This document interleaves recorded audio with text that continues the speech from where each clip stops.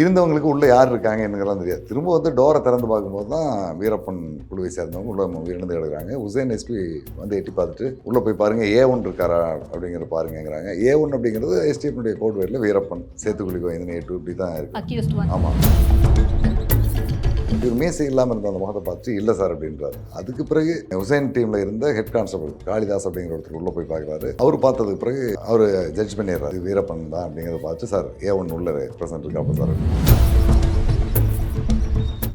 அந்த காலகட்டத்தில் வீரப்பனை ஏற்கனவே ஒரு 6-10 ஆண்டுகளுக்கு முன்னே பார்த்த கமாண்டோ இல்லை முத்துசாமின்னு ஒருத்தர் இருக்கார், சின்ன பையன். அவன் வந்து ஒரு 16-17 வயசில் இருக்கும்போது அவங்க அப்பாவே வீரப்பன் கொண்டாடுறாரு. அந்த நேரத்தில் அவரை பார்த்துருக்காரு. அந்த தம்பியை அனுப்பிவிட்டு முத்துசாமி போய் பார்க்க சொல்லுங்கிறாரு. முத்துசாமி போய் பார்த்தோம்னா இது வீரப்பன் தான் மூக்கை பார்த்துட்டு சொல்கிறார். எல்லாரும் சொல்லக்கூடிய வருஷத்தில் உயிரிழந்து கிடந்தது அப்படின்னு சொல்கிறார். ஆனால் விஜயகுமார் தான் எழுதின நூலில்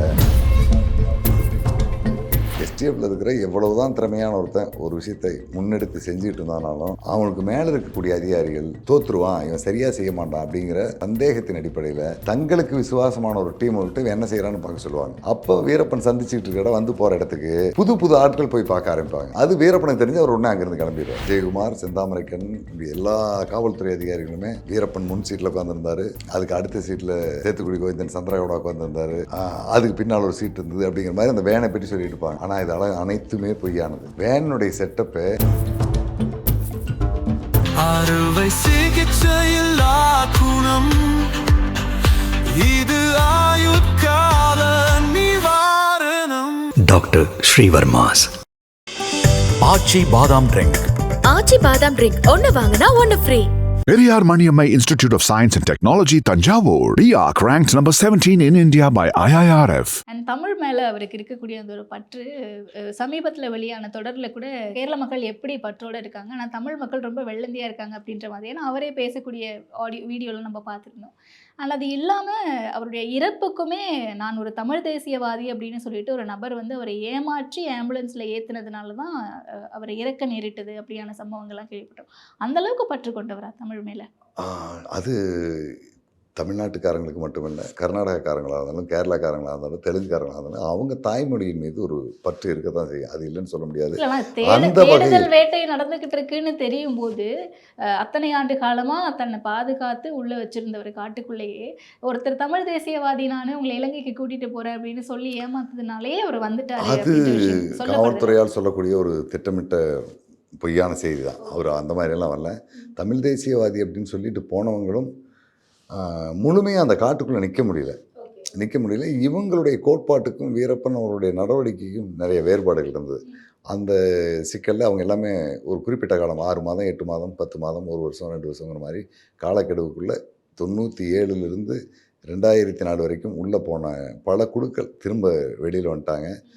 போலீஸார் ஒரு கதையை உருவாக்க பார்க்குறாங்க. அந்த கதைக்கு ஆன ஒரு வடிவம் வேணும்.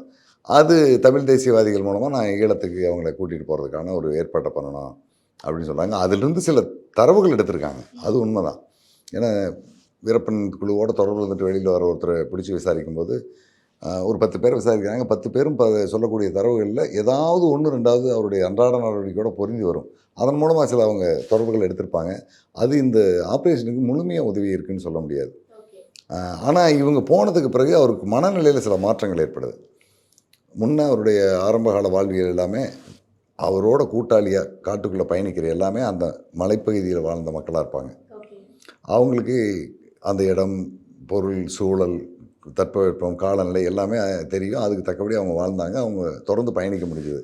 ஆனால் வெளியிலிருந்து போனவங்களால அந்த மாதிரி வாழ முடியல.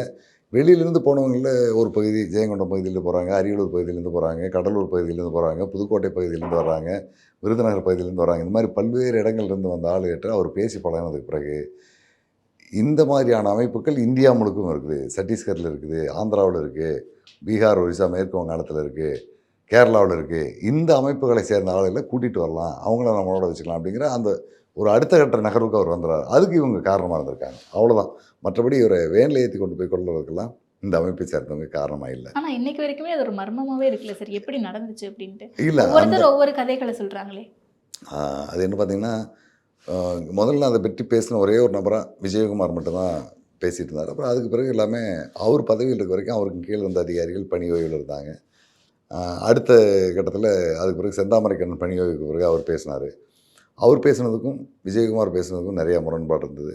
அதுக்கு பிறகு அதனுடைய எஸ்பியாக இருந்த ஹுசைன் சார் நிறைய நேர்காணல்கள் வந்தார். அவர் சொன்னதுக்கும் இவங்க 2 பேர் சொன்னதுக்கும் வேறுபாடுகள் இருந்தது. இப்போ 2 நாளைக்கு முன்னே ஒரு காவல்துறை சார்ந்த அதிகாரி தான் சொன்னார், வெள்ளத்துறையினுடைய நேர்காணல் பார்த்தீங்களா அப்படின்னாரு. சார் நான் 2 பார்த்தேங்க, முழுமையாக நான் பார்க்கல அப்படின்னேன். வீரப்பன் குழுவினர் காட்டுக்குள்ளேருந்து வேனில் ஏறும்போது நிறைய பேர் இருந்தாங்க, நான் 4 பேரை மட்டும் ஏற்றிக்கிட்டு இவ்வளோ பேர் தான் நான் கூட்டிகிட்டு வர சொல்லி இன்ஸ்ட்ரக்ஷன், 4 பேர் மட்டும் வாங்க நான் கூட்டிகிட்டு வந்துட்டேன் அப்படின்னு சொல்லியிருந்தார். இது முழுக்க எல்லாத்துலேருந்து மாறுபட்டதாக இருக்குது, நீங்கள் கவனிச்சிங்களா அப்படின்னாரு. நான் அதை கவனிக்கல சார், நான் அதை பார்க்கவும் இல்லை. அவரும் ஆபரேஷன் குக்கூன்ல ஒரு நபராக இருந்திருக்கு. ஆமாம், அவர் தான் முதன்மையான நபராக இருந்தவர். அப்போ நிறைய பேர் அங்கே இருந்தாங்க, நாங்கள் அவங்களெல்லாம் விட்டுட்டு இவங்க 4 பேரை மட்டும் கூப்பிட்டு வந்தங்கிறது இந்த விஷயத்தை ஏற்கனவே விஜயகுமார் சொல்லலை, செந்தாமரைக்கரன்னு சொல்லலை. அப்போ இவர் ஒரு விஷயத்தை சொல்கிறாரு.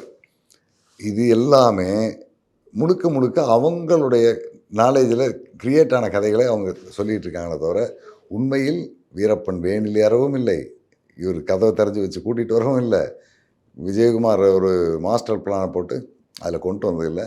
இது எல்லாமே இவங்க பதவி ஓய்வுக்கு பிறகு அடுத்தடுத்து உண்மைகள் முழுக்க மாறி வந்துட்டுருக்கோம். குறிப்பாக நான் 338 குண்டுகள் அது இருக்கும். ஏன்னா ஒரு வேன் வந்து நிற்கிது, அந்த வேன் மேலே ஒரு சுப்பீரியர் அத்தாரிட்டி ஃபயர் பண்ண சொல்கிறாரு. ஃபயர் பண்ண சொல்லும்போது பக்கத்தில் இருந்த 12 கமாண்டோஸும் அடிக்கிறாங்க.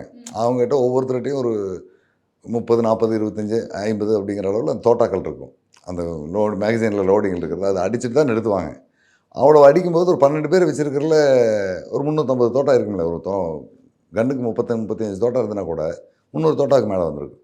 அப்போ ஒவ்வொருத்தரும் எவ்வளோ தோட்டா இருந்து எவ்வளோ ஃபயர் ஆகிருக்குன்னு பார்க்கும்போது கவுண்டிங் கூட்டி குறைச்சி பார்த்தாங்கன்னா, அடித்தது போக மீதி இருக்கிறத குறைச்சி பார்த்தாங்கன்னா எவ்வளோ தோட்டா வந்திருக்குங்கிறது தெரியும். அந்த வகையில் 300க்கு மேலே தோட்டாக்கள்லாம் இருக்கும். ஓகே. ஆனால் அவங்க யாருக்குமே தெரியாது உள்ள யார் இருக்காங்க என்ன ஏதுன்ட்டு. யாருக்குமே தெரியாதுல்ல, எதுக்காக சொல்கிறோன்னு தெரியாது.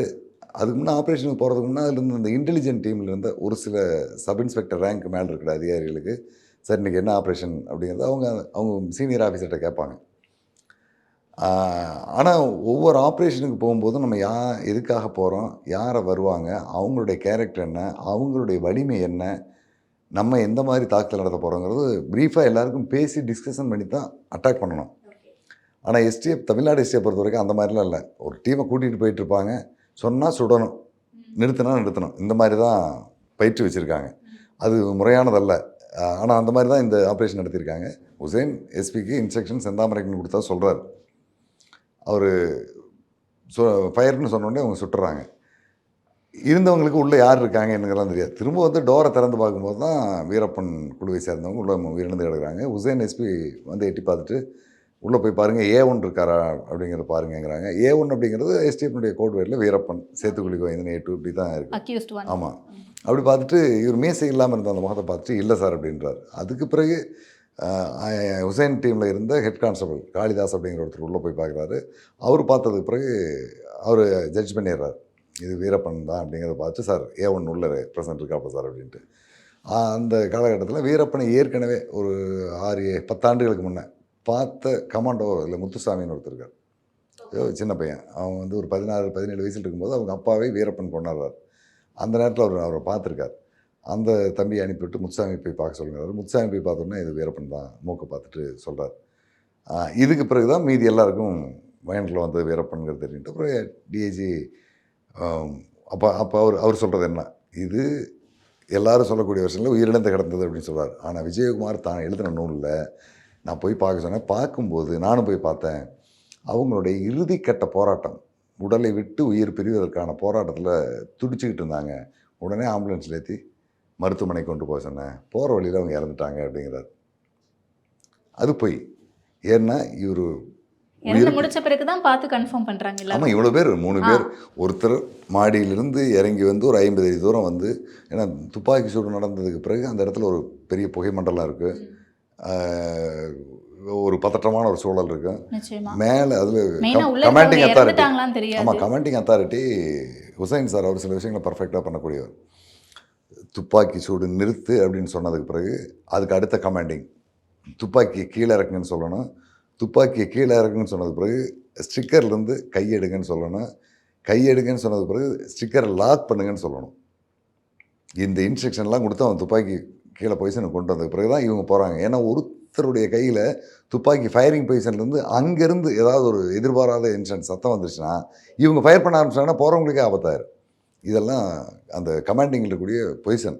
அதையெல்லாம் சொல்லி முடிச்சுட்டு இவர் போகிறாரு, போய் பார்க்குறாரு. பார்த்துட்டு ஒன்று இல்லைன்ட்டு வர்றாரு. 4 பேர் உள்ளே இருந்திருக்காங்க. 4 பேருடைய முகத்தையும் பார்த்துட்டு வெளியில் வந்து இல்லைங்கிறாரு. அதுக்கு பிறகு காளிதாஸ் போகிறாரு. அவரும் ஆமான்னு சொல்கிறாரு. அதுக்கு பிறகு முத்துசாமி போகிறாரு. இதுக்கெல்லாம் கிட்டத்தட்ட ஒரு குறைந்தபட்சம் ஒரு 5-6 நிமிஷம் இருந்து 10 நிமிஷம் நடந்திருக்கு. அந்த 10 நிமிஷத்துக்கு பிறகு அவங்க உயிருக்கு போராடிக்கிட்டு இருந்ததாக சொல்லி வெளியில் அனுப்புனதாக சொல்கிறார். அந்த மாதிரியான சாத்தியமெல்லாம் அங்கே எதுவும் இருந்திருக்கிற வாய்ப்பு இல்லை.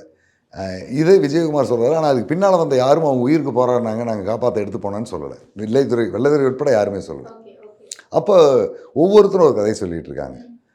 அதனுடைய கடைசி கட்டமாக இப்போ தான் நான் 2021-22 வீரப்பன் அவர்களுடைய வாழ்வை பற்றி அவருடைய வாழ்க்கை வரலாறுகளை நூலாக எழுதும்போது அதில் ஒரு கேரக்டர் நான் சொல்லியிருப்பேன், துரைப்பாண்டியன் அப்படிங்கிற ஒரு சப் இன்ஸ்பெக்டர். வாழ்ந்ததும் எழுந்ததும் அதில் துரைப்பாண்டியன் தான் இந்த ஆப்ரேஷனுக்கான மூளை. அவருக்கு உயரதிகாரியாக இருந்து அதையெல்லாம் ஒருங்கிணைத்தவர் அசோக்குமாருங்கிற எஸ்பி. காவல்துறைக்குள்ள இருக்கிற குரூப் பாலிடிக்ஸில் அசோக்குமாரை ட்ரான்ஸ்ஃபர் பண்ணிடுறாங்க. அவர் மேலே ஒரு சார்ஜ் வருது. அந்த சார்ஜுக்காக அவர் கிருஷ்ணகிரி எஸ்பியை அனுப்பி விட்டுட்டு அந்த இடத்துக்கு செந்தாமரைக்கன் வந்துடுறாரு. அதுக்கப்புறம் அவருடைய கட்டுப்பாட்டில் இந்த ஆப்ரேஷன் நடக்குது. ஆனால் விஜயகுமாருக்கும் செந்தாமரைக்கனுக்கும் தெரியாமலே இந்த ஆப்ரேஷனை கொண்டு போகிறார் துரைப்பாண்டியன். காரணம் என்ன, அவர் ஏற்கனவே ஒரு 10 ஆண்டுகளாக அதிரடிப்படை எப்படி எப்படியெல்லாம் ஆப்ரேஷனுக்கு முயற்சி பண்ணிச்சு, எங்கெங்கெல்லாம் ஃபெயிலியர் ஆச்சு. அப்படிங்கும்போது அவருக்கு தெரிஞ்ச ஒரு விஷயம்னா, எஸ்டிஎஃப்பில் இருக்கிற எவ்வளவு தான் திறமையான ஒருத்தன் ஒரு விஷயத்தை முன்னெடுத்து செஞ்சுக்கிட்டு இருந்தானாலும் அவனுக்கு மேலே இருக்கக்கூடிய அதிகாரிகள் இவன் தோற்றுருவான், இவன் சரியாக செய்ய மாட்டான் அப்படிங்கிற சந்தேகத்தின் அடிப்படையில் தங்களுக்கு விசுவாசமான ஒரு டீமை விட்டு இவன் என்ன செய்கிறான்னு பார்க்க சொல்லுவாங்க. அப்போ வீரப்பன் சந்திச்சுக்கிட்டு இருக்கிற வந்து போகிற இடத்துக்கு புது புது ஆட்கள் போய் பார்க்க ஆரம்பிப்பாங்க. அது வீரப்பனுக்கு தெரிஞ்சு அவர் உடனே அங்கேருந்து கிளம்பிடுவார். அப்போ வீரப்பன் போலீஸ்கிட்ட சிக்காமல் போனதுக்கான காரணம் வீரப்பன்கிட்ட கிடையாது, போலீஸ்கிட்ட தான் இருக்குது. அப்படிங்கிறனால இவர் இந்த விஷயத்தை எதையுமே சொல்லாமையே ஆப்ரேட் பண்ணுறாரு. அதையும் கடந்தும் அந்த இடத்தையெல்லாம் இவங்களுடைய இன்டெலிஜென்ட் டீம் கண்டுபிடிச்சிடறாங்க. கண்டுபிடிச்சோன்னே அவர் இடத்த மாற்றுறாரு. அந்த இடத்துக்கு போகிறாங்க. யாராவது ஒருத்தர் உளவு பார்த்துருக்கணும்ல உள்ள. அதுதான் துரைப்பாண்டியன் தான். துரைப்பாண்டியன் அவர் வந்து M1 அப்படிங்கிற ஒரு நபரை சொல்லுவாங்க, ட்ரேடர்னு ஒரு விஜயகுமார் சொல்லுவார். தேவராஜ் அவருடைய பேர். அவரை வச்சு தான் நெட்வொர்க்லாம் பண்ணிகிட்ருக்காரு.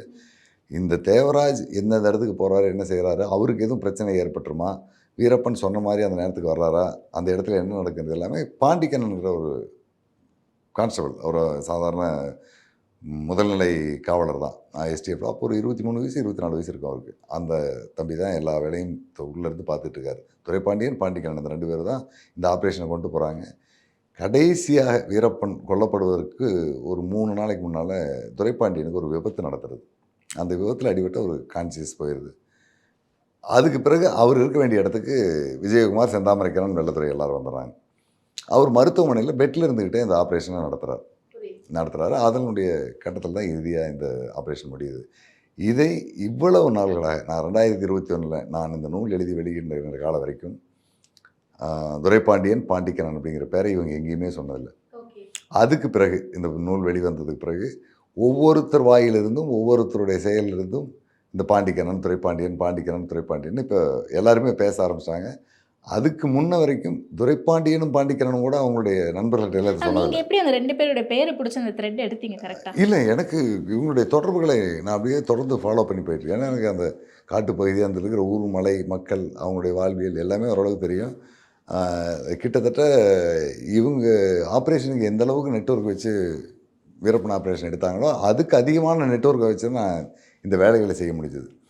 அதுக்கு எல்லாமே விஜயகுமார் எழுதின நூலிலிருந்தும் எனக்கு சில லீடெல்லாம் கிடச்சிது. இவங்க எந்தெந்த இடத்துக்கு போகிறாங்க வர்றாங்கிற மாதிரி எனக்கு தொடர்புகள்லாம் கிடச்சி அங்கங்கே நான் நண்பர்கள் மூலமாக கொஞ்சம் கொஞ்சமாக செய்திகளை எடுத்து இந்த 2 பேர் இதில் இருக்காங்கிறத தெரிஞ்சு எழுத முடிஞ்சுது. இப்போ தான் அப்படியே அந்த துரைப்பாண்டியன், பாண்டிக்கண்ணன் அப்படிங்கிற அந்த பேரை இவங்க அதிகமாக பயன்படுத்துகிறாங்க. எப்படி இருந்தாலும் இவங்களுடைய மனசாட்சி உறுத்தலின் காரணமாகவாது அவங்களுக்குள்ள ஒரு உறுத்தல் இருந்துகிட்டு இருக்கும்.